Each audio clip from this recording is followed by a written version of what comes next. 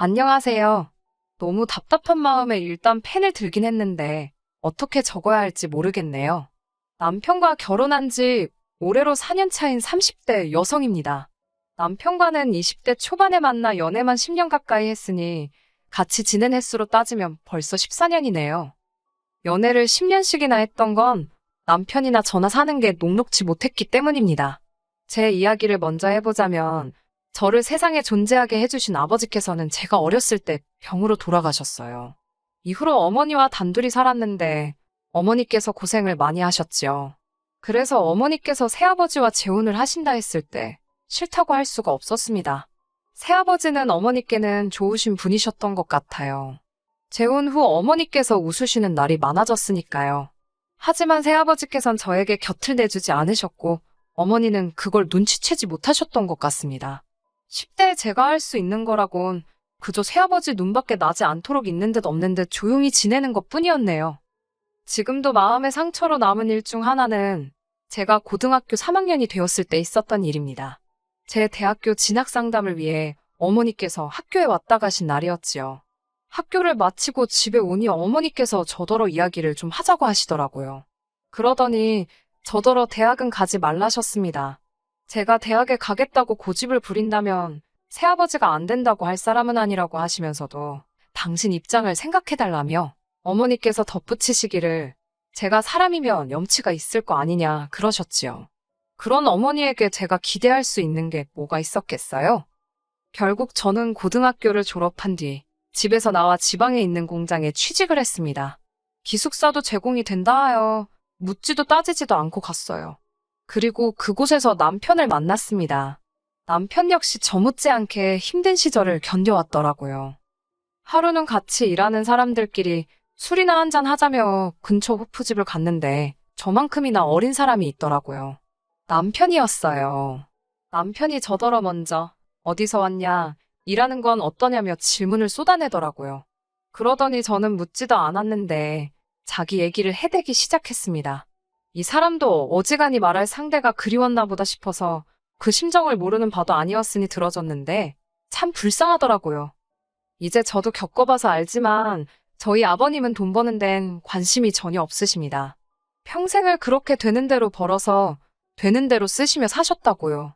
그렇다 보니 어머님께선 아버님이 아닌 아들에게 크게 의지를 하셨던 모양이에요. 남편이 대학 합격 소식을 전한 날도 축하한단 말은커녕 너가 서울 가고 나면 나는 여기서 네 동생하고 어떻게 사냐 그러시더랍니다. 그리고는 어찌나 서럽게 우시던지 차마 학교 간다 소리를 2번은 입에 담을 수 없었다고요. 그러다 이 공장에 오게 되었다며 그래도 여기가 서울보다는 자기 고향에서 가깝기도 하고 어쨌든 돈을 쓰는 데가 아니라 버는 데라 그런지 어머님께서 별소리 안 하고 보내주셨다고 웃으며 이야기를 하는데 그 속이 말이 아니겠다 싶대요. 서로가 아무래도 어려운 환경에서 자랐다는 아픔이 있어서인지 말도 잘 통하고 같이 있으면 편안함까지 느껴졌어요. 하지만 얼마 지나지 않아서 남편은 군대에 갔습니다. 사귀는 사이는 아니었지만 남편은 휴가만 나왔다 하면 저에게 연락을 해왔고 어느 순간 보니 제가 면회를 가고 있더라고요. 그렇게 저희는 누가 먼저 사귀자 할 것 없이 연인 사이가 되었고 이후로 10년이란 세월을 함께 하게 되었습니다. 남편이 전역했을 때 저는 공장에서 작은 무역회사로 이직을 한 상황이었어요. 남편 역시 공장으로 돌아가는 대신 군대 선임의 사업을 도우며 배우기 시작했고요. 그렇게 1년하고도 얼마간의 시간이 흐른 어느 날 남편이 이제 자기도 남의 밑에서 일할 게 아니라 자기 사업을 차려야겠답니다. 다보는 있냐고 조심스레 물으니 시댁에 생활비를 보내는 와중에도 꾸준히 모아왔다며 3천이나 가지고 있더라니까요. 문제는 3천만 원은 분명히 적은 돈은 아니었지만 사업을 하기에는 한참 부족했다는 겁니다.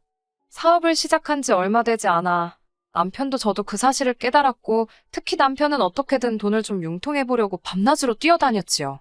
고생하는 모습을 보고만 있을 수가 없어서 내가 좀 빌려줄 거냐고 몇 번을 물었지만 그럴 때마다 남편은 거절을 했습니다. 자존심이 상한다며 사랑하는 여자 돈까지 가져다 쓸 수는 없다면서 말이에요.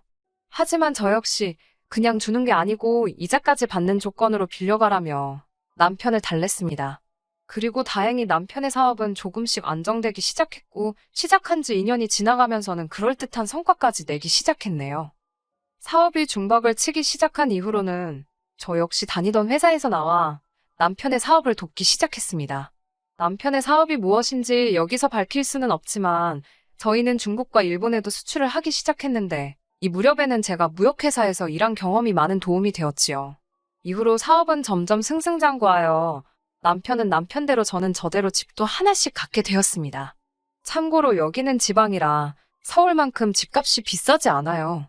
아무튼 소위 집주인이 되고 나니까 남편도 저도 비로소 숨통이 트이는 것 같았습니다.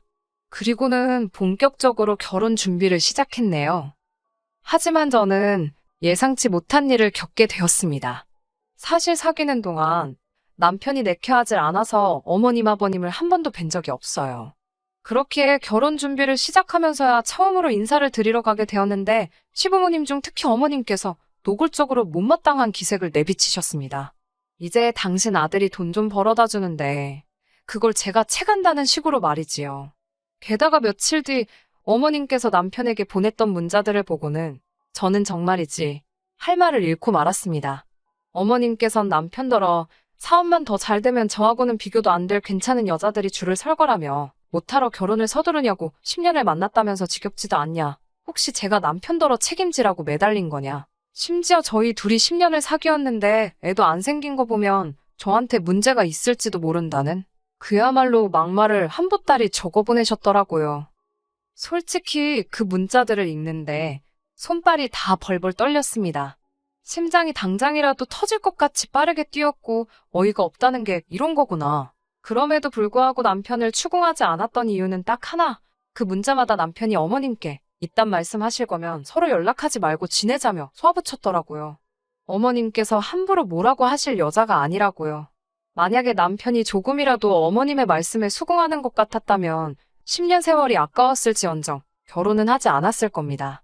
아무튼 그때 저는 어찌됐건 제가 어머님 아버님을 모시고 살 것도 아닌데 남편 하나만 제대로 제 편이면 된다고 믿었습니다. 한편 결혼을 앞두고 저 역시 친정 어머니께 연락을 드렸습니다. 결혼할 남자가 생겼으니 소개해드리고 싶다고요. 솔직히 말하면 제가 정말 원했다기보다는 비록 남편이 제 사정을 다 알고 있다고는 해도 형식적인 건 하는 게 좋겠다 싶어서 꺼낸 얘기였지요. 아니나 다를까 친정어머니께서는 저희가 집으로 가는 건 곤란해하셨기에 밖에서 만나게 되었습니다. 뭐하는 남자냐고 묻기에 공장에 다닌다고 적당히 둘러대니 그러냐며 더 묻지도 않으시대요. 기대는 없었지만 혹시나 싶어 그래도 하나뿐인 딸이 결혼하는데 조금이라도 도와줄 수 있냐고 물었습니다. 만약 친정어머니가 단돈 얼마라도 도와주신다 했다면 저는 어머니를 용서했을지도 모르겠어요. 하지만 어머니께서는 너야말로 시집가면서 하나뿐인 친정엄마한테 키워줘서 감사하다고 제대로 인사라도 해야 하는 거 아니냐입니다. 그이한테도 그렇고 남의 말끝을 흐리는데 그 소리를 들으니 헛웃음이 나오더라고요. 양가 부모님으로부터 제대로 된 축복도 받지 못했지만 그래도 저희는 부부의 연을 맺었습니다. 그리고 저희는 계획과 달리 제 명의의 집에서 살림을 차리게 되었어요. 어디서부터 설명을 해야 할지 이게 조금 복잡한데 일단 남편의 자취방 계약은 끝났는데 들어가게 된 아파트의 인테리어 공사가 늦어지면서 남편이 있을 곳이 마땅치 않아졌습니다. 어쩔 수 없이 공실이던 제 명의의 집에서 남편이 임시로 며칠만 지내기로 했는데 그게 화근이었어요. 신혼여행을 마치고 시댁에 인사를 드리러 들린 저희에게 어머님께서 다짜고짜 하소연을 하시더군요. 항상 월세를 전전하며 집주인 눈치만 살피며 살았다며 한 번만 편하게 살아봤으면 좋겠다고요. 전 솔직히 처음에 어머님이 무슨 이야기를 하시는지 제대로 알아듣지도 못했습니다. 그런데 어머님께선 시동생 이야기를 꺼내셨어요. 시동생은 한쪽 다리가 불편한데 그래서 계단 이용이 쉽지는 않아요. 어머님께선 그런 시동생이 불쌍하지도 않냐며 아파트엔 엘리베이터도 있으니 시동생이 출퇴근하기도 좋고 뭐 그 밖에도 별의별 이유를 갖다 대셨는데 그러니까 결론은 저희 아파트에 어머님 아버님과 시동생이 들어가 살겠다는 거더라고요. 황당해서 남편을 쳐다봤더니 남편이 난처한 표정을 짓고 있었습니다.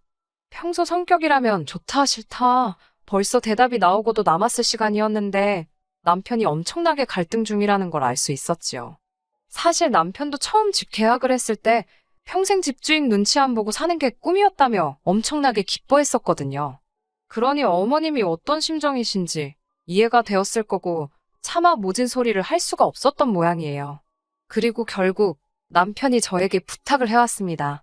시동생이 장가갈 때까지만 저 세 사람 아파트에서 한번 살아보게 해주자고요.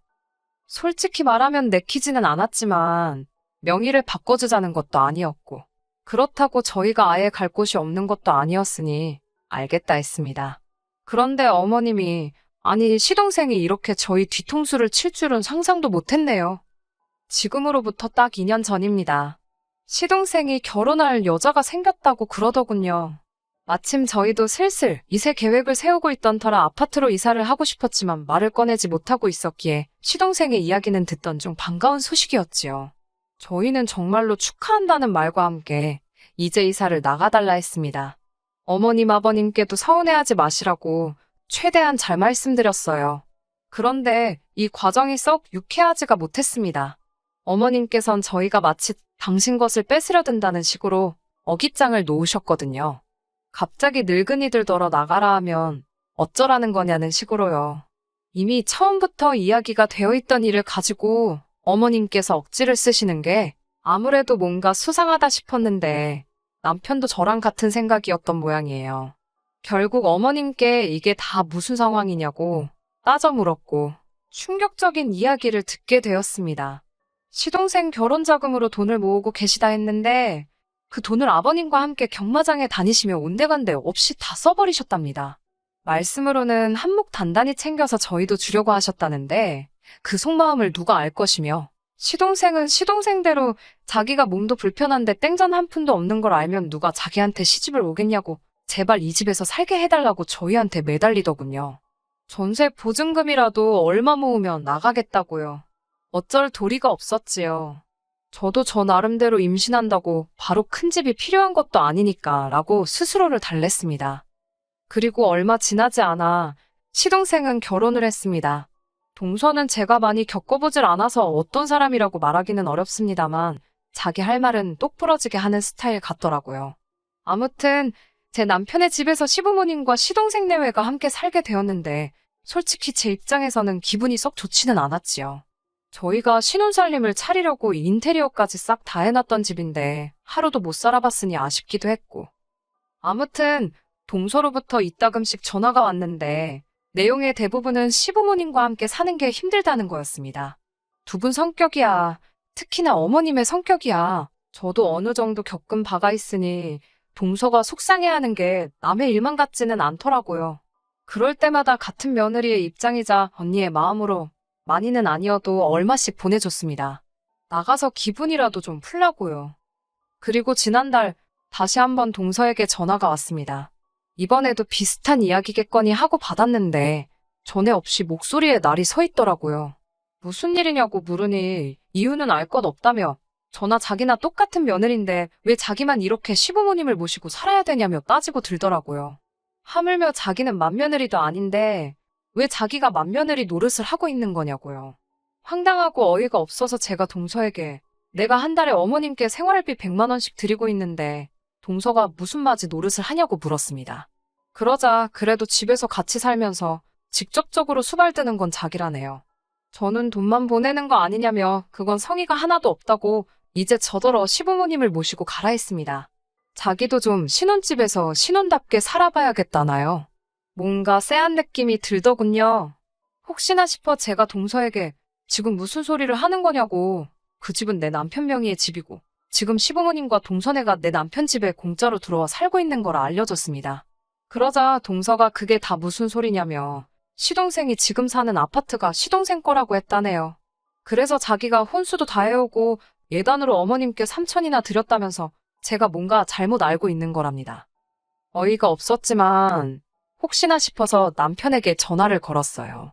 남편에게 혹시 나랑 상의 없이 아파트 명의를 시동생한테 돌렸냐니까 오히려 저더러 미쳤냐고 묻더라고요. 저는 남편에게 방금 동서가 했던 이야기를 그대로 전했습니다. 그러자 남편이 혼잣말처럼 쌍욕을 내뱉더니 지금 시댁으로 오라더군요. 자기도 그쪽으로 간다면서요. 그렇게 시댁에 도착하니 그 집도 이미 난리가 났더라고요. 벌써 동서가 시동생에게 따지고 들었던 거겠죠.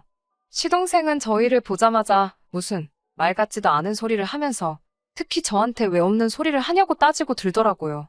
아마 눈치껏 자기 말에 일단 호응해달라는 것 같았는데 이러다간 눈 뜨고 코 베이듯 집을 뺏기는 거 아닌가 싶어서 차마 그 장단에 맞춰줄 수가 없었습니다. 남편도 저와 같은 생각이었는지 시동생더러 뭐라고 거짓말을 치고 다녀서 이런 상황을 만드느냐며 화를 내더니 이 집은 내 집이고 사정이 이렇게 된 이상 안 되겠다며 집을 비워달라 하더라고요. 그러자 옆에 계시던 어머님께서 저희 남편더러 어떻게 그런 소리를 하느냐며 소리를 꽥 지르셨습니다. 동서는 동서대로 지금 자기 사기당한 거냐며 다들 짜고 자기를 속인 거 아니냐고 난리가 났고요. 순식간에 집안에서 서로 고성이 오갔고 개판도 그런 개판이 없었네요. 이튿날 어머님께서 저희 집에 찾아오셨습니다. 연락도 없이 오전 10시가 되어서야 오셨는데 아마 남편이 없을 만한 시간대를 골라 오신 것 같았어요. 어머님께선 제 손을 부여잡으시곤 이대로 네 시동생 이혼시킬 판이냐며 너희는 먹고 살만하지 않냐고 어차피 집도 두 채인데 이참에 안 하는 시동생을 줄하셨습니다. 그 오랜 세월 저희가 얼마나 고생해서 여기까지 왔는데 어떻게 그런 소리를 하시냐고 안 된다 하니까 그럼 너네가 고생했으니까 시동생도 고생을 시켜야 속이 시원하겠냐며 오히려 저를 무슨 고약한 사람처럼 몰아가시더군요.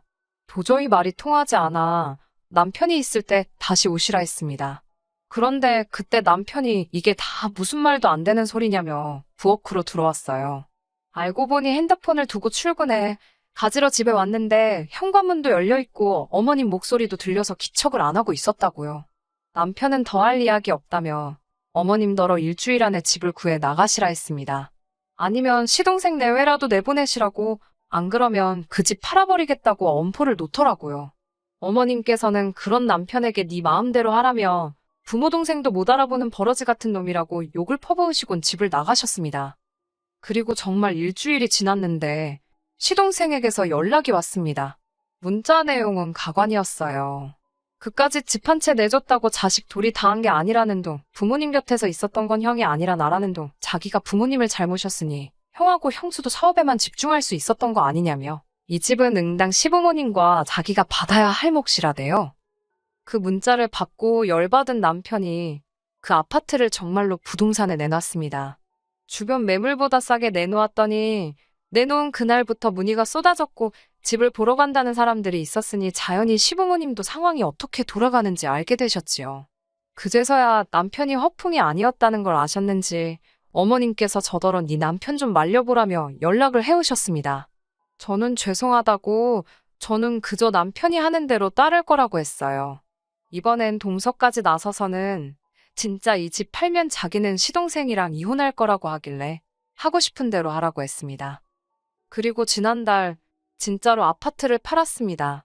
그제서야 시부모님께서도 정말 왜 이렇게까지 독하게 구냐면서 이제 당신들은 어디 가서 사느냐고 저희 집에 들어오면 안 되냐고 물으시더군요. 남편은 그런 어머님의 제안을 싫다는 한마디로 단칼에 거절하곤 자기는 지난 10몇 년이 넘는 세월 동안 자식돌이 충분히 한 것 같다며 이젠 그만두겠다 덧붙이대요. 옆에서 보고 있는 제가 다 민망하리만치 조금의 여지도 주지 않더라니까요. 그리고 현재 동서는 일단 본인 친정에 갔고 시부모님과 시동생은 조금 떨어진 동네에 있는 오래된 빌라에 들어갔습니다. 보아하니 시동생이 대출을 받은 것 같던데 자세히는 저도 모르겠네요. 관심을 안 가지려고 노력 중이거든요. 남편은 자기가 머리가 어떻게 되지 않는 한 더 이상 시부모님과 연락을 주고받으며 살 일은 없을 것 같다고 합니다.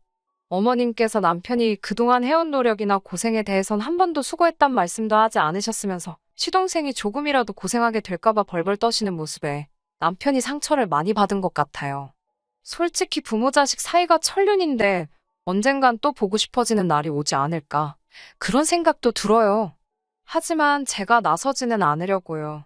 저나 남편이나 오랜 시간 힘든 길을 걸어온 만큼 당분간은 누구의 방해도 받지 않고 지금 이 행복만 즐겨볼 생각입니다.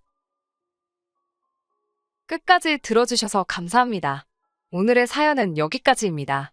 구독과 좋아요, 알람 설정 부탁드리고 더 좋은 사연으로 다시 찾아뵙겠습니다. 감사합니다.